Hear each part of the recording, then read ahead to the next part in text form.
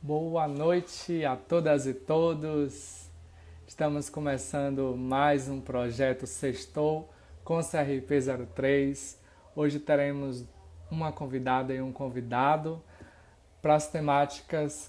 Nossa primeira convidada chegou aqui, eu vou aceitar. Só um instante, pessoal.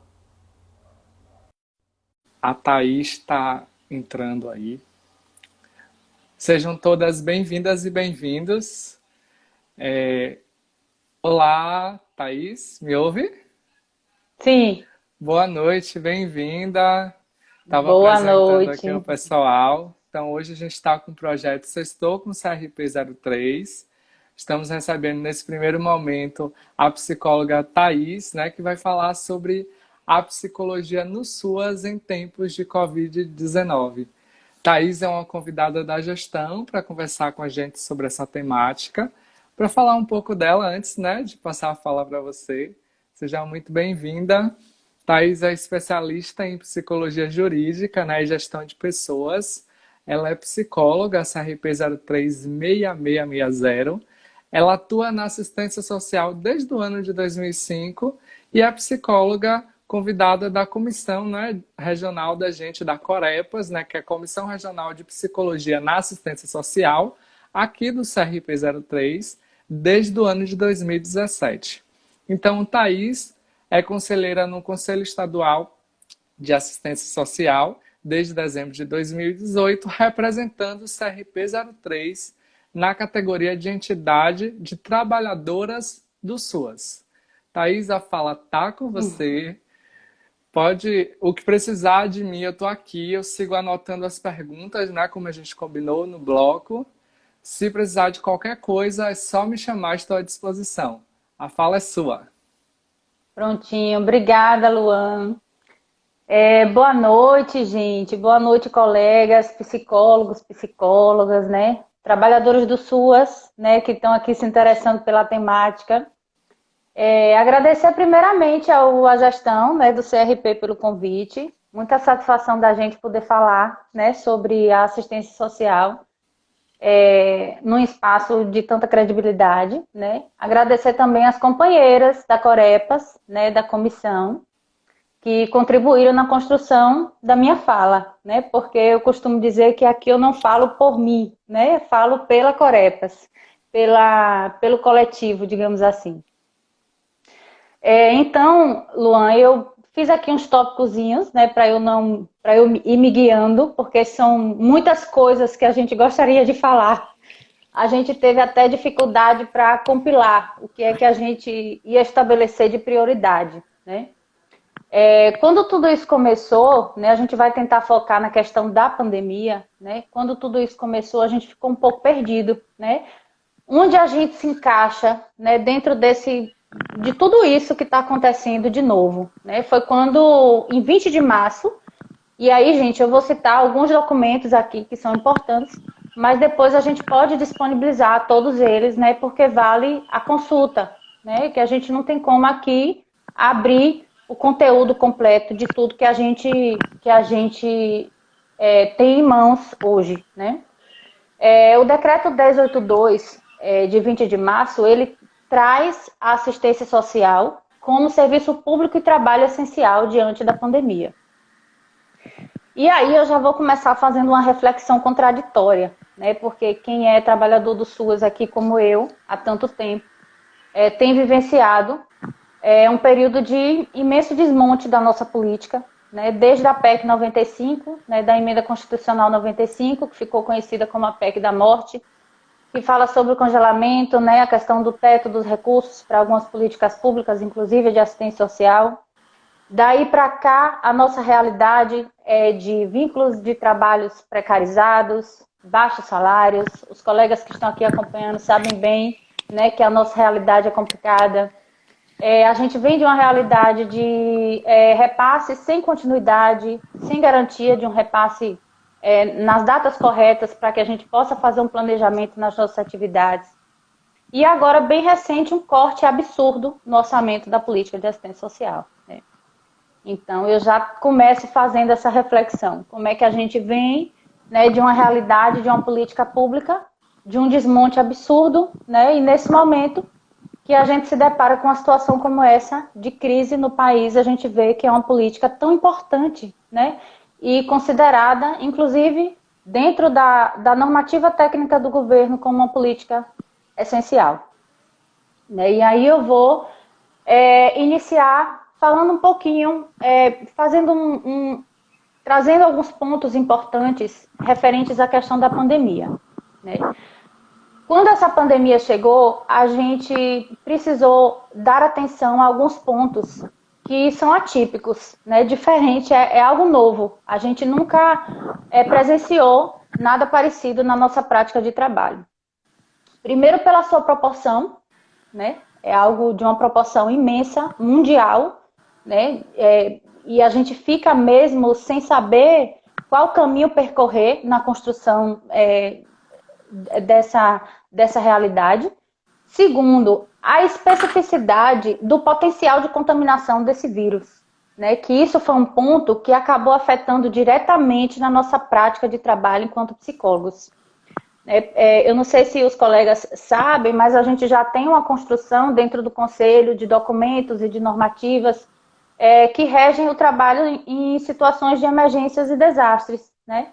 Mas essa situação traz essa questão que é diferente de tudo que a gente se programou. Né? A questão da contaminação, do alto potencial de contaminação impacta, né, na questão do nosso trabalho, do nosso contato, na prática mesmo do nosso dia a dia. E a gente vai falar um pouquinho sobre isso depois. E um terceiro ponto que eu acho importante, né, de falar é a questão da incerteza. Né, gente? A gente está caminhando dia após dia sem saber exatamente o que nos espera a curto, a médio e a longo prazo. Como é que a gente vai estar dentro dos nossos municípios, na construção da nossa política de assistência, na execução da política de assistência? A gente não sabe como é que vai estar na semana que vem, daqui a 15 dias, daqui a um mês. A gente não sabe o que é que espera a gente pós-pandemia. Né? Então, essa incerteza traz, na verdade, esse sentimento um pouco desesperador, né, para a gente que está lá na linha de frente nesse momento. É importante a gente não deixar de falar também sobre a questão das orientações dos órgãos de saúde. Né? A gente tem aí a OMS, a Organização Mundial de Saúde, o Ministério de Saúde, que traz todo um detalhamento, né, de segurança de trabalho para a gente enquanto serviço essencial. E aí vale só um parêntese aqui, que quando a gente fala, gente, que a política de assistência social foi considerada um serviço essencial, significa que a gente não pode fechar. Tá? A gente vai funcionar, né, em parceria com a Secretaria de Saúde, somos considerados, assim como a saúde, a assistência é trabalho essencial. Então, assim também como na saúde, a gente precisa ter todos os cuidados e nos resguardar, porque a gente está se colocando em risco e colocando nossos usuários também. Então, a gente precisa conhecer os procedimentos de segurança, né? Conhecer os decretos e as normativas que os nossos municípios estão publicando, né? E construir juntos. Porque estamos lado a lado, né, nesse processo. É preciso, nesse momento aí, a gente tentar estreitar os laços, né, com os colegas profissionais de saúde. Inclusive, deixo aqui a minha homenagem, né, aos colegas que estão aí nessa linha de frente e merece todo o nosso louvor, digamos assim, né, e nossa homenagem por estar se colocando em situações de tanto risco, né? Mais do que a gente, eu diria, até pela questão da proporcionalidade. Mas, gente, continuando, ainda falando sobre essas questões dos cuidados, a gente tem a portaria 337, que vale a pena quem está atuando fazer a consulta, que nessa portaria, ela traz essas portarias e esse decreto que eu falei aqui, gente, é da União, tá? A portaria 337, ela traz algumas flexibilizações, algumas adaptações possíveis para garantir que a gente tenha um trabalho mais seguro diante desse contexto, né, de pandemia e do alto poder de contaminação desse vírus. Fala sobre a possibilidade de regime de trabalho diferenciado, né, de escala, tudo isso para diminuir tanto a quantidade de profissionais, né, de pessoas trabalhando no mesmo ambiente, quanto também a quantidade de usuários que a gente recebe, né, ao mesmo tempo, digamos assim, dentro dos nossos equipamentos. Além disso, fala sobre a importância e a obrigatoriedade do uso de EPI, né, para os profissionais da assistência social também. A gente precisa trabalhar com EPI. E uma coisa bem interessante, que para a gente é novidade, mas a gente está aprendendo, é o trabalho remoto, né? Se a gente precisa trabalhar, se a gente precisa continuar com vínculo com nossas famílias, se a gente precisa estar levando os serviços, os benefícios, os programas da assistência social, né? De que maneira quais são os recursos e as ferramentas que a gente vai utilizar durante esse período para evitar essas situações de risco, né? E aí essa portaria fala sobre a possibilidade, né, do trabalho remoto. Nesse período, gente, baseado no que a gente lê nessa portaria, a gente vai precisar, né, fazer um diálogo com as nossas equipes e com a nossa gestão dessas adaptações possíveis, né, para o nosso trabalho. De que maneira a gente vai flexibilizar, né, como é que a gente vai montar uma escala, como é que a gente vai mudar a nossa jornada, quais são os serviços que a gente vai suspender, quais são os serviços que a gente precisa aumentar nesse período, o que é prioridade. Então, assim, não existe uma receita, né? E não existe nenhum lugar que você vai achar isso especificado. Por quê, gente? Porque no SUAS a gente trabalha com diversidade, com territorialidade, né? E cada município tem a sua demanda, a sua necessidade. Então, cabe nesse momento uma construção coletiva, né? A gente precisa sentar com os nossos gestores, e aí nós, enquanto trabalhadores do SUAS, dar a nossa contribuição, né? E aí eu chamo os colegas psicólogos, né, para essa fala. E a gente precisa levar aí, nesse momento, o nosso campo de conhecimento, né, dentro dessa construção coletiva. A gente precisa levar em consideração a diversidade da comunidade que a gente está inserido, quais são as demandas e, principalmente, quais são as demandas que vão surgir devido à pandemia, né? Porque a gente surge aí uma situação diferente, né? Algumas famílias, eu costumo dizer, né, que a gente tem as nossas famílias referenciadas dentro dos nossos equipamentos, a gente já tem mais ou menos uma noção, né, das famílias que estão em situação de vulnerabilidade no município que a gente atua, porque a gente trabalha com essa questão do vínculo, mas a gente tem aí, gente, um nicho de pessoas que vão entrar em situação de vulnerabilidade devido à pandemia, né? A gente tem aí um público que vai vir para a gente, né, além do que a gente já tem. Então, esse público vem com que demanda, com que necessidade, né? Aí a gente precisa conversar sobre isso. A psicologia, ela tem um compromisso social, né? A gente sabe disso. Então, nesse momento, a gente vai precisar estar com esse olhar do compromisso social da psicologia, né, para levar essa contribuição, para que a gente consiga, de fato, estabelecer parâmetros de trabalho que consigam, de fato, suprir a necessidade, né, dos nossos usuários e das famílias que a gente acompanha. E aí eu vou trazer aqui alguns pontos que eu acho importante que a gente leve para essa construção coletiva. Eu vou chamar assim, tá, gente? Eu digo coletiva porque a gente, dentro do SUAS, tem uma perspectiva de trabalho interdisciplinar, né? A gente constrói junto com nossos colegas assistentes sociais, a gente constrói com alguns pedagogos em alguns equipamentos, né? Com alguns terapeutas ocupacionais, né? A gente tem com os nossos coordenadores, com os nossos gestores. Então, eu chamo aqui de construção coletiva porque a gente junta nesse momento, né, para construir o nosso caminho, a nossa trajetória. Então, eu pontuei aqui 4 pontos, né, que são importantes para a gente levar em consideração nesse diálogo. O primeiro ponto é a gente refletir sobre, de fato, qual é o papel da assistência social enquanto política pública. A gente precisa ir para as fontes, né, das normativas que a gente tem à nossa disposição, que não são poucas, né, compreender de maneira profunda qual é, de fato, a essência da política pública da assistência social. Qual é o papel de cada equipamento que a gente tem dentro do nosso município, né? Qual é o papel do CRAS, qual é o papel do CREAS, do Centro POP, né? Das instituições de acolhimento institucional. Refletir com a equipe sobre isso. Um segundo ponto que é importantíssimo é a gente levar em consideração a nossa realidade, né? Como eu já falei antes, a questão da diversidade e da territorialidade.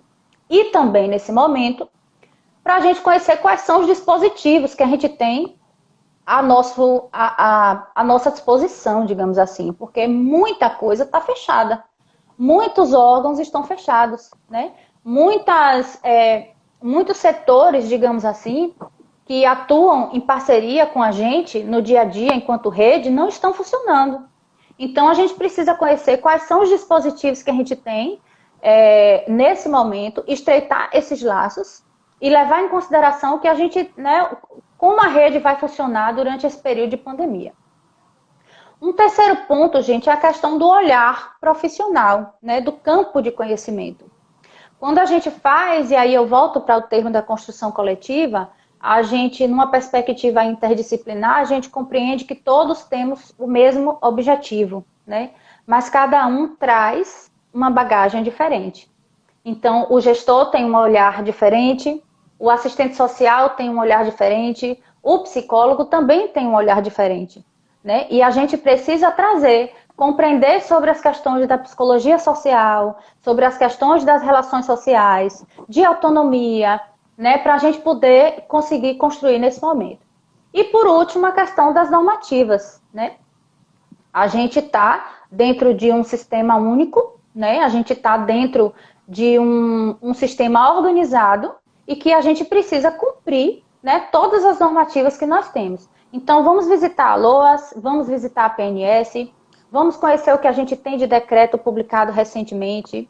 A gente está vivendo um momento que as coisas estão sendo construídas ao longo que os dias vão passando, né? Hoje eu já vi um lançamento de um documento novo, ontem eu já li um documento que lançou ontem, então o tempo todo está chegando algo para a gente a nível de orientação técnica. A gente precisa estar extremamente atento a essas questões, porque quando eu falo da questão da incerteza, é porque de fato daqui a 15 dias, um mês, pode surgir a necessidade da gente construir, né, uma outra via de trabalho e a gente precisa estar ciente e levar em consideração todas essas orientações técnicas e principalmente dos conselhos de categoria, no caso, né, dos profissionais de nível superior. Toda essa movimentação, gente, de construção coletiva nos leva para onde? Né? Nos leva a um plano de trabalho, né, que a gente pode chamar de plano de emergência ou plano de contingência.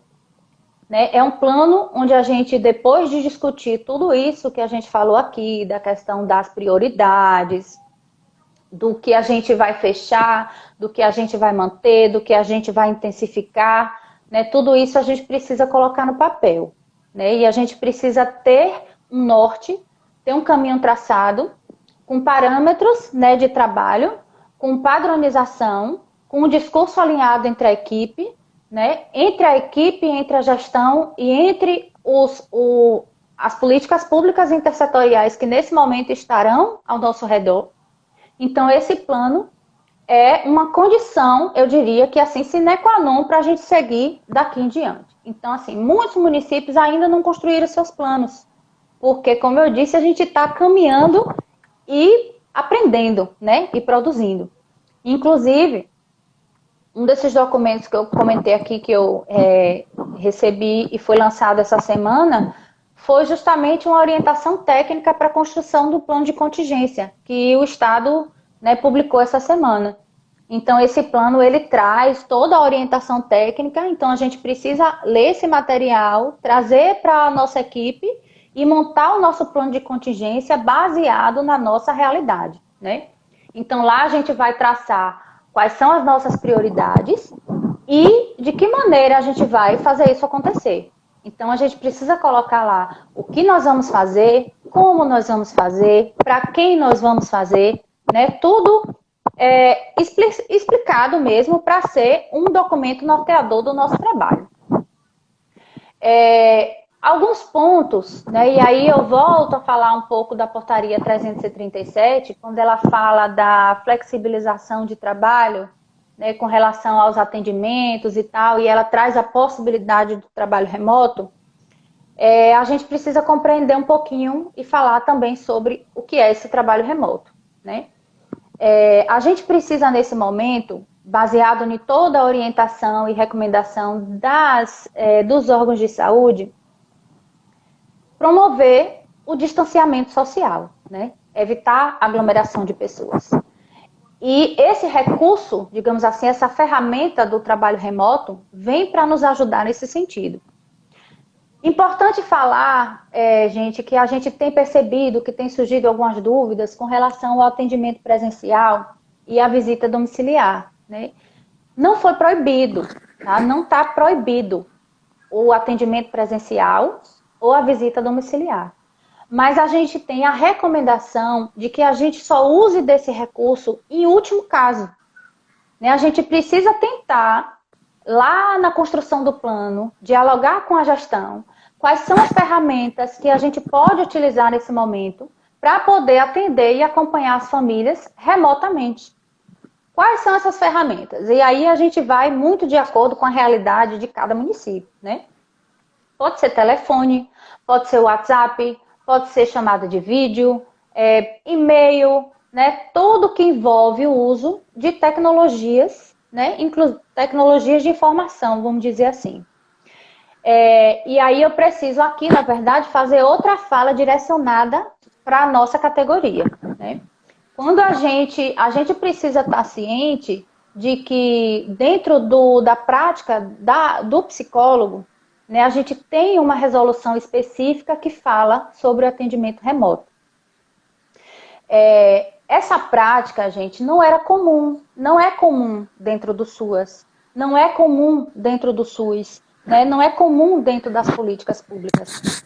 É uma prática que foi mais absorvida e mais comum dentro da prática clínica, né?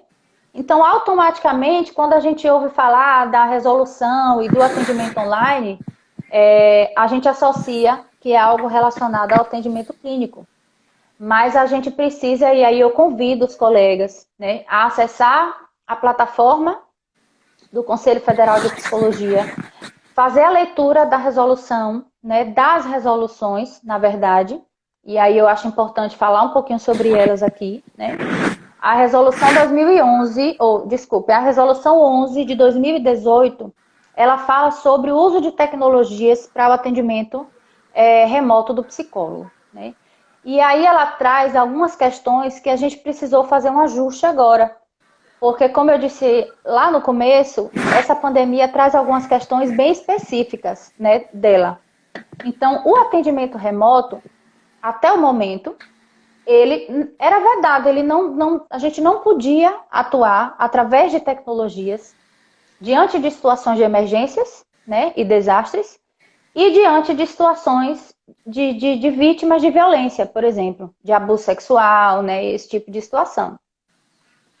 Mas agora, diante dessa circunstância e diante da necessidade da gente buscar recursos e ferramentas para a gente conseguir efetivar o nosso trabalho, o Conselho ele abriu um precedente através da Resolução 04 de 2020, que eu acredito que seja em caráter temporário, porque especifica que é para o uso durante a pandemia, né, e que a gente anula, né, esses artigos. E aí a gente libera, digamos assim, o uso de tecnologias para o atendimento em situações de emergência, como o caso da pandemia, e para situações de vítimas de violência. Imagine um colega que trabalha em CREAS, né, por exemplo, que vem aí em um contexto de um acompanhamento, em um vínculo, e nesse momento, se ele tivesse que, né, romper esse vínculo devido a essa circunstância. Então, a gente abre esse precedente para compreender que, nesse momento, essa ferramenta é necessária, tá, gente? É necessária para garantir a nossa segurança e das pessoas, né, que precisam do nosso trabalho. Então, a gente precisa visitar a plataforma e nos cadastrar, porque é obrigatório, tá, que todo psicólogo que utilize de ferramentas de tecnologia para atuação em qualquer campo que seja, inclusive no SUAS, tá? Ele não especifica que é na clínica, que a gente precisa fazer esse cadastro. Esse cadastro ele foi flexibilizado também em decorrência da atual circunstância. Ele está mais simplificado. A gente não precisa aguardar o retorno do conselho para começar a atuar através dessas ferramentas. A gente já pode começar a trabalhar desde quando a gente faça esse cadastro.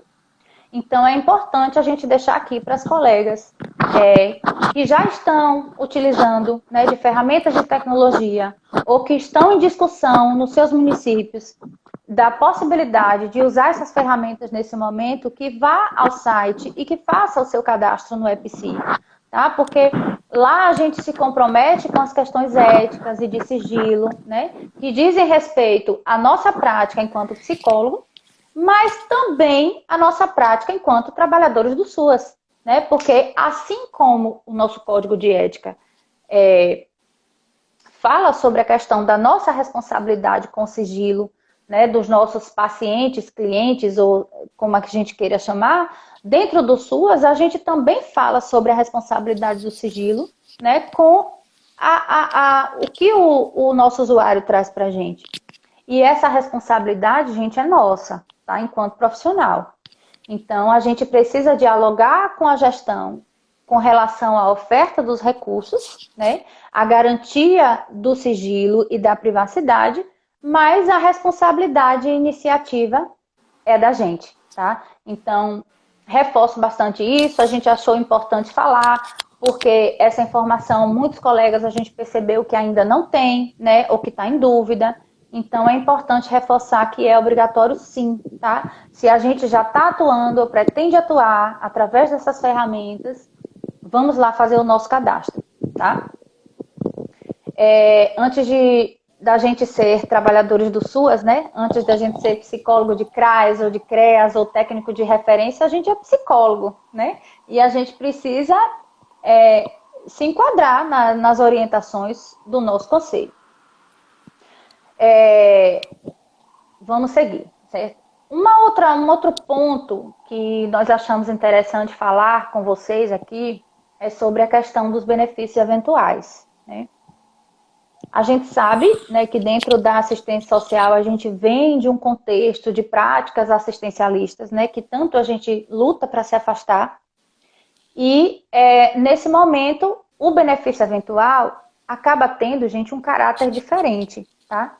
Ele é um benefício que se torna um recurso de resposta rápida, né? E essencial nesse momento. Muitas famílias vão chegar para a gente com a necessidade urgente. E a gente precisa garantir o mínimo de sobrevivência. Então, o benefício eventual nesse momento, ele ganha uma visibilidade diferente, né? E a gente precisa ter muito cuidado de que maneira, né, a gente executa, a gente trabalha e a gente monta as ações para a oferta desse benefício. A gente tem um público novo, né, como eu já falei, que vem oriundo da questão da pandemia, e a gente tem situações que a gente precisa falar e precisa discutir, né, como, por exemplo, a gente acompanha uma família que, de repente, aquela família entra em isolamento social, né, com suspeita de sintomas, por exemplo, do Covid-19, e a gente precisa garantir que essa família fique em casa, né? E aí surge, às vezes, necessidades básicas e de sobrevivência, né? Porque a família precisa se alimentar, né? Precisa, enfim, suprir suas necessidades básicas. Então, acaba, nesse momento, sendo prioridade para a gente, né? Então, a gente precisa pensar em ações específicas, né, para essas famílias que serão acometidas em decorrência da situação da pandemia, né? E também na questão econômica, né, de vulnerabilidade social econômica, porque muitas famílias estarão sem trabalho, né? As famílias que vivem do trabalho informal, que vivem fazendo bicos, né, como a gente costuma chamar, então entram numa condição de vulnerabilidade econômica maior. Então a gente precisa lá na nossa construção coletiva, né, com a gestão e com os nossos colegas profissionais, pensar em que momento, de fato, a gente vai mudar a oferta de benefícios eventuais no nosso município, se precisa, de fato, mudar, né? Se precisa mudar, de que forma, né? Tudo isso tem que ser pensado com muita cautela, tá, gente? E aí eu preciso e trago aqui para vocês uma outra portaria, e essa tá bem fresquinha, foi do dia 15 de abril, né? Uma portaria que fala especificamente sobre a questão dos benefícios eventuais. Então, ela traz uma nota técnica anexada a essa portaria, a portaria 58, do dia 15 de abril. E ela lá traça minuciosamente, né, as questões que envolvem, né, a oferta do benefício eventual. A gente considerou importante fazer uma fala dentro dessa questão de benefício eventual, porque a gente recebe muitos colegas em dúvida sobre a legitimidade do profissional de psicologia, né, em fazer o atendimento do benefício eventual. E, gente, dentro do SUAS não existe a função privativa, tá? Alguns municípios têm leis de benefícios eventuais atrasadas, e que lá nessa lei consta que apenas o assistente social pode fazer o parecer para a concessão do benefício. Nesse caso, a gente precisa, e aí vai muito também do nosso compromisso de construção da política que a gente está inserido, tentar atualizar essa lei, tá? Fazer esse movimento para que a gente atualize. Mas muitos municípios já têm leis atualizadas ou têm leis que não citam quem é o profissional. Então, assim, não existe função privativa. Nós, psicólogos, podemos sim, certo? Fazer o atendimento, fazer o parecer, acompanhar as famílias, né? De maneira normalmente como os outros profissionais também fazem, tá? Não existe diferença. A gente pode atender de maneira conjunta, como a gente pode atender de maneira individual, vai depender da demanda, vai depender do que o usuário precisa, né? Vai depender do nosso olhar, mas é importante nesse momento reforçar que não existe função privativa. Até porque, né, a gente não pode também, se a gente entra nessa linha de entendimento de que é uma função do nosso colega assistente social, a gente acaba sobrecarregando nossos colegas de trabalho, né? A gente acaba impondo uma série de funções, né? Sendo que a gente está ali, na verdade, para agregar, né? Para trabalhar juntos e para dividir. Então, necessário trazer esse pontozinho aí, porque surgem muitas dúvidas com relação a isso. Dentro da proteção especial, gente, a gente também considerou importante não deixar de falar na questão do centro POP, né? Que são os centros que atendem pessoas em situação, população em situação de rua. A gente sabe que as pessoas em situação de rua estão, obviamente, né, em situação mais vulnerável frente a essa questão do Covid-19. Então, obviamente, elas precisam que essa atenção seja intensificada. Então, a gente precisa intensificar as ações dentro dos centros POPs, intensificar a questão de higienização, né, de cuidados, de alimentação e suspender apenas as atividades de caráter coletivo, certo? E aí, um outro ponto também muito importante dentro da questão da proteção especial são as unidades de alta complexidade, né? A proteção social de alta complexidade, as unidades de acolhimento institucional. Tanto de criança, quanto de adolescente, quanto de mulheres em situação de risco de morte, quanto com relação aos idosos, né? Quando a gente fala de proteção especial de alta complexidade, o nosso principal objetivo é reaver o vínculo familiar. Então, mais do que nunca, nesse momento, a gente precisa avaliar com muito carinho a possibilidade de tentar reaver esse vínculo, mesmo que em caráter temporário. Se não existir essa possibilidade e a gente tem apenas como recurso o acolhimento institucional, a gente precisa buscar as orientações específicas para cada público, né? Por exemplo, vou chamar a atenção aqui para as instituições de acolhimento de pessoas idosas, né? Que nesse momento são grupo de risco. Então, obviamente, precisam ter um cuidado, né, mais que especial nesse momento. né? As crianças são vetores, né? Então, cada público tem a sua condição e precisa ter a sua atenção e o seu olhar especial. A gente já tem também documentos que trazem orientação específica para as unidades de acolhimento. Então, você que é psicólogo, que é trabalhador do SUAS e que está inserido dentro dessas unidades, né, pode estar buscando esses documentos de orientação para que a gente consiga prezar por um trabalho com o máximo de qualidade possível, né? Então, gente, basicamente, dentro da oferta do trabalho e da discussão com relação a essa pandemia, né, é isso daí. A gente queria, né, e aí eu tenho mais 5 minutinhos, né, que o Luan já me avisou. Eu vou aproveitar esses 5 minutos para trazer 2 discussões importantes aqui para a gente. A primeira, sobre o controle social, tá?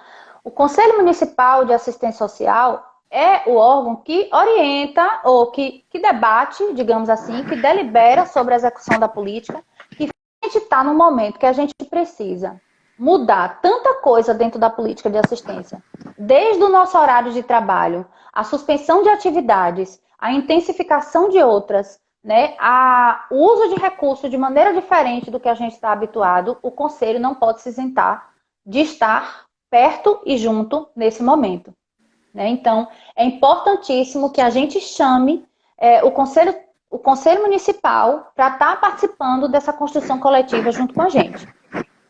E um outro ponto que também a gente resolveu trazer por uma questão de reflexão, porque a gente tem ouvido muitas dúvidas dos colegas que estão na base, com relação ao auxílio emergencial, né? O que é que acontece, gente? O auxílio emergencial, apesar dele estar, né, sendo executado dentro do mesmo ministério, né, que a gente está, ele não veio pelo caminho da assistência, digamos assim, da assistência social. A gente, no meu entendimento, é um benefício de transferência de renda, né, porque vai transferir a renda direto para o usuário, mas ele está sendo executado diretamente com os bancos. Inicialmente, houve muita confusão, né? E onde a gente fica, né, dentro disso tudo? Qual é o nosso papel com relação a essa questão do auxílio emergencial? Se a gente compreender, e aí, tá, gente, eu não vou impor o que é certo ou errado, porque isso vai muito da questão de cada local e de cada equipe. Mas a gente sabe que o SUAS tem dentro das suas seguranças afiançadas a questão da renda e do apoio, né?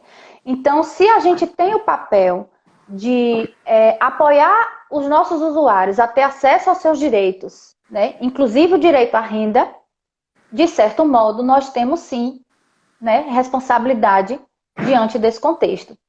Então, quem está com essa demanda nos municípios e as pessoas estão procurando CRAS, estão procurando assistência e não está sabendo muito qual papel ocupar, né, dentro desse contexto, senta com a equipe, tá? Conversa.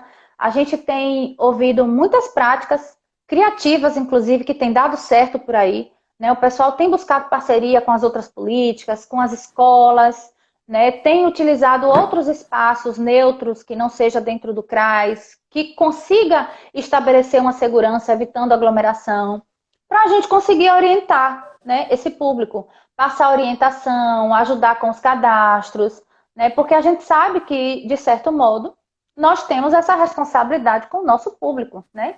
A grande maioria, né, do público do auxílio emergencial é nosso, né? São as pessoas que a gente já tem um vínculo dentro dos nossos equipamentos, né? Então, a gente entende que vale, né, um diálogo sobre essa questão do auxílio emergencial, sim, e de que forma a gente pode ajudar, vai de acordo com a realidade de cada um, né? E os recursos que cada município oferece. Perfeito, obrigado. Então, gostaríamos de agradecer, Thaís, a sua fala maravilhosa, bem qualificada, muita gente aqui só elogiando a sua atuação profissional. Minha primeira vez, viu? Deu pra gente. Uma estreia em alta qualidade. Obrigada. Então, gente, Eu queria estender o agradecimento a você, né, em nome do CRP, mas também estender a dois outros nomes que você citou, que participaram, né? A conselheira Monalisa Cirino, que contribuiu muito, né, para essa fala de hoje. Você estava em reunião também Isso, com a coordenadora Cíntia, né, da Comissão Regional de isso. Psicologia na Assistência Social. Então, E a nosso muito Helena obrigado aos também. três. A Helena É, também. as quatro. A Helena também ajudou. Obrigado também a É um Helena em trabalho nome de do muitas mãos, CRP. Luan. Sim, sim, a gente segue movimentando, né, sempre em coletivo. Nunca é uma questão, uma pessoa decide. A gente precisa dar voz às comissões para que chegue ao plenário, por exemplo, não é? A Isso. gente, quem não conhece os trabalhos internos do CRP, não sabe a quantas mãos a gente constrói junto e tem uma gestão participativa, não é? Então, muito obrigado a todas e todas as psicólogas que atuam no SUAS e principalmente a Comissão Regional de Psicologia na Assistência Social, que está hoje aqui trazendo para a gente reflexões tão importantes e uma fala tão qualificada. Então, gente, Tá. como a Pisciana falou aí, um coletivo de mulheres maravilhosas, né? Então, muito obrigada a todas vocês. Então, eu tenho Obrigada. Eu algumas só tenho é uma considerações. satisfação imensa poder ter esse espaço de troca, né? Riqueza. Eu tenho algumas considerações que Mona Lisa pediu, né? Ela falou, por favor, Hum, fala da consulta pública da construção do Plano Estadual, né, de Assistência Social aqui do estado da Bahia. A Secretaria de Justiça, Direitos Humanos e Desenvolvimento Social está com essa consulta em aberto. Então, as psicólogas, as pessoas que estão aqui na live, eu vi também que tem assistentes sociais aqui, sejam muito bem-vindas também.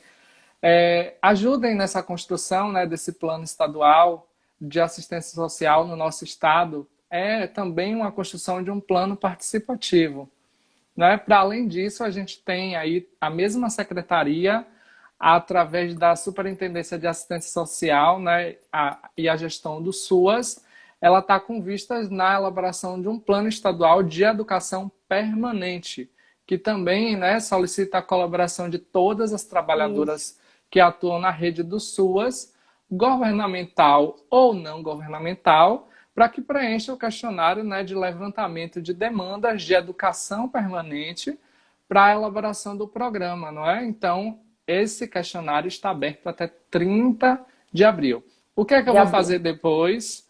Assim que a gente encerrar essas lives, eu vou postar um stories no Instagram com o link. É só arrastar para vocês que atuam na área Ótimo. poder preencher. E como esse vídeo vai para o canal do YouTube, lá na descrição do vídeo eu coloco os dois links para vocês acessarem.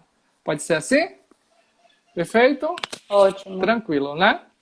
Então a gente também tem uma questão aqui, não é que são algumas colocações de sugestão, né, de temas para outros encontros. Alguns temas eles já estão sendo pensados. A gente agradece muito a colaboração das psicólogas que estão aqui. E aí gostaria de ressaltar que um dos temas pedidos a gente já tem uma nota técnica, né, uma nota técnica que foi feita pelo Conselho Federal de Psicologia e que a gente pode ter acesso no site do CRP, que são para as psicólogas que estão no sistema socioeducativo. Então, a Isso. Thaís chegou a falar, né, por alto, mas a gente tem essas questões que a gente está construindo notas para todas as demandas que vocês trazem. Agora, gente, é importante lembrar dos limites da autarquia, né? A gente dá as recomendações, mas muitas das coisas que a categoria pede são questões que os estados e os municípios acabam dizendo como é. Então, você trouxe isso na sua fala, né, da importância de estar sempre antenado para ler o que seu estado e o que seu Isso. município produz, né? Então, eu queria só fazer uma pergunta aqui que deixaram. A gente vai encerrar o bloco de perguntas, gente, por causa do horário. A Josi, ela perguntou como é que faz para termos este plano de contingência que você citou? Então, tem um caderno, né, com as orientações técnicas para a construção desse plano que a SAES publicou essa semana, Josi. Acredito que, se eu não me engano, hoje é sexta, né? Acho que entre quarta ou quinta-feira. Tá bem novo, né? Então, você pode ver no site da SJDHDS, tem lá esse plano de contingência, e através desse modelo, né, que a SJDHDS traz para a gente. Você senta com a sua equipe, né, convida a gestão e os trabalhadores, o conselho, e vai montar o plano de acordo com a sua realidade, né, de acordo com o seu município. O que é que tem no seu município? Quais são os equipamentos? Né? Como é que estão as demandas? O que é que tem surgido de necessidades nesse momento? Né? E aí vocês vão construir, e aí, né, na verdade, reforçando a fala que a gente vem tendo aqui, não tem uma receita de bolo, né? Porque cada realidade é uma realidade diferente. Mas vocês que estão na base, que estão lá no dia a dia, no atendimento, não são exatamente as melhores pessoas, né, para identificar quais são as principais necessidades nesse momento. Então, você pode estar acessando esse modelo de orientação técnica no site da SJDHDS e levar esse documento para debater e construir junto com a equipe local. Perfeito. Acho que eu respondi, né, Luan? Sim, sim. Se houver alguma dúvida Pronto. ainda, Josi, é só perguntar aí, destinado a isso. Isso. Então, tem algumas falas de alguns profissionais aqui que fugiram do tema, mas eu gostaria só de falar, né, da nota orientativa que o CRP03 fez, né, a Comissão de Saúde, junto com a Comissão Regional de Psicologia na Assistência Social e o CREPOP, não é? A Comissão de Políticas Públicas criou uma nota que é orientativa para as trabalhadoras do SUS e do SUAS. Está no nosso site, acessem, que tem muito da fala da Thaís aqui hoje. Então, é um dos embasamentos para a gente poder entender como ficam as nossas práticas, o que é que o Conselho Regional, as comissões que estão atuando na área, orientam, certo? E aí uma pessoa perguntou de um tema, não é? Pedindo um tema ligado para o acolhimento aos profissionais que estão na linha de frente do Covid, muito na questão hospitalar. Então, a semana passada, está no canal do YouTube, a conselheira Emila esteve aqui, vocês podem ter acesso a esse conteúdo voltado para a área hospitalar.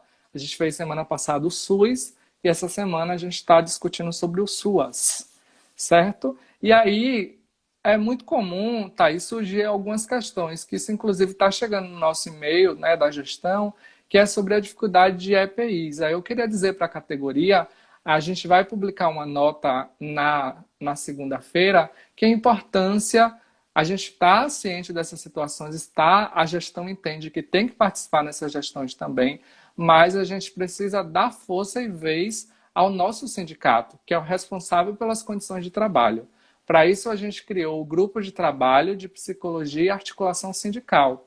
Temos a Catiana, que também media live aqui, que é a coordenadora desse grupo de trabalho, e vale uma interação, buscar esse grupo para que a gente possa fazer articulações sindicais no que diz respeito às nossas condições de trabalho que o SUS e o SUAS estão vivendo no momento. Certo? Se tiverem qualquer... Luan, pode falar. Eu queria só fazer um complemento na sua fala com relação à questão do EPI, né, que é importante a gente trazer que a gente recebeu uma orientação técnica também bastante recente, né, com a flexibilização do uso do cofinanciamento para aquisição de EPIs para os trabalhadores do SUAS. Então, já é um bom caminho de diálogo com a gestão, tá? Porque até o momento a gente não sabia muito como a gente vai adquirir, né, um material que não era, teoricamente, da nossa prática. Comprar máscara, comprar álcool gel, como? Mas já existe já uma normativa técnica que a gente pode usar o uso de cofinanciamento dos serviços, né, inclusive do PIS, por exemplo, né, para aquisição de EPI para os trabalhadores do SUAS, tá, gente? Não é para a gente comprar para distribuir para os usuários, é para os trabalhadores. Então, busca aí essa nota técnica também do Estado e leva para dialogar com seu gestor, apresenta essa solução, digamos assim, né, essa possibilidade, para a gente garantir nossa segurança, né, e dos usuários que a gente atende. Perfeito. Então, as dúvidas foram nesse sentido, não é? Você teve uma fala muito qualificada que não deixou nenhuma dúvida para a gente, foi realmente uma aula. Então, mais uma vez, muito obrigado pelo trabalho que vocês construíram. As demandas que o pessoal passou não eram assim de dúvidas diretamente, que foram esses encaminhamentos que eu acabei fazendo aqui. Aí, assim, Thaís, eu queria trazer algumas questões para a gente. Eu finalizo a minha fala e aí abro para você também trazer sua fala final. A sua fala me fez refletir muito sobre a necessidade constante de atualização. A todo momento as coisas podem mudar. A gente precisa Isso. estar atento aos decretos que o nosso município, né, as psicólogas nos 4 cantos da Bahia, o que é que o seu município está trazendo em relação aos decretos, né, em relação à Covid-19. A gente tem que estar atento também aos decretos estaduais e essa constante atualização, inclusive, devia estar visitando o site do nosso conselho, porque tudo de atualização, a gente tem uma aba lá, coronavírus, que vai ter tudo que diz respeito à nossa atuação. E que rico também a sua fala, falar da resolução de atendimento a partir da tecnologia da informação e comunicação, que não é uma ferramenta voltada para a clínica, como a gente via. É para todas as psicólogas que precisam atuar na área. Então, a gente já tem um cadastro simplificado, porque o site sobrecarregou, né? A gente não estava esperando isso, né? Acabou acontecendo. Só as psicólogas entrarem lá e fazerem a atualização. Certo? Então, está com você a fala final. Qualquer coisa, só contar comigo. E, mais uma vez, muito obrigado em nome do 16º plenário pela sua fala. E depois de estar aí, gente, a gente vai ter o Cirlier com outra temática da educação, certo? A comissão de formação tem um segundo bloco. Quem segue a Thaís, quiser vir ver, é só vir para o Instagram do CRP03. E depois os vídeos estarão no YouTube. Obrigado, Thaís. Está com você. Nada, eu agradeço, né, em nome da Corepas, por esse lugar de fala, né, principalmente. Volto a dizer, a gente tem muito a falar, a gente ficou com muita sede de usar esse espaço, né, como você pode perceber. A gente tentou trazer, como eu estava conversando com as meninas mais cedo, a gente não tem resposta para tudo, Luan, ainda, né? Mas a possibilidade de abrir o diálogo, né, já é muita coisa. Porque é daí que surgem os nossos questionamentos e que a gente vai buscar as respostas e a gente vai construir, né, para a gente saber, de fato, o melhor caminho para a gente trilhar. Né? Reforço aqui novamente o meu agradecimento. Né? Deixo um abraço virtual para todos os colegas que estão aí na linha de frente, né? Nesse momento. Sei o que é isso, porque também estou, né? Está sendo muito difícil. E é acreditar que a gente, né? Acreditar no nosso propósito enquanto psicólogos, né? No nosso compromisso social, né? Dar o nosso melhor, procurar estar fazendo, sempre compartilhando, trocando, né? Conhecimento é para isso. Quanto mais a gente divide, mais a gente tem, né? E é isso, gente. Agradecer o espaço. Estou à disposição, né? Tanto do CRP, como sempre, quanto dos colegas que aqui passaram, né? E é isso. Esperamos novas oportunidades para a gente falar mais sobre o SUAS. Obrigado. Então, como a Mona Lisa trouxe aqui no chat, né, o SUAS está de volta em junho. Né? Possa ser que a gente tenha alguma live extra, né, a depender dessas questões. Né? O SUAS resiste, como o Mona traz aqui. Né? A gente vai ter a temática, não é, que o plenário aprovou, junho. A temática vai ser ligada às políticas públicas, ao SUAS. Então, estaremos aqui juntas e juntos. Muito obrigado, Thaís. Um abraço forte. Obrigada. Até breve. Obrigado Até. por tudo. Tchau, Obrigada, tchau. gente. Tchau, tchau.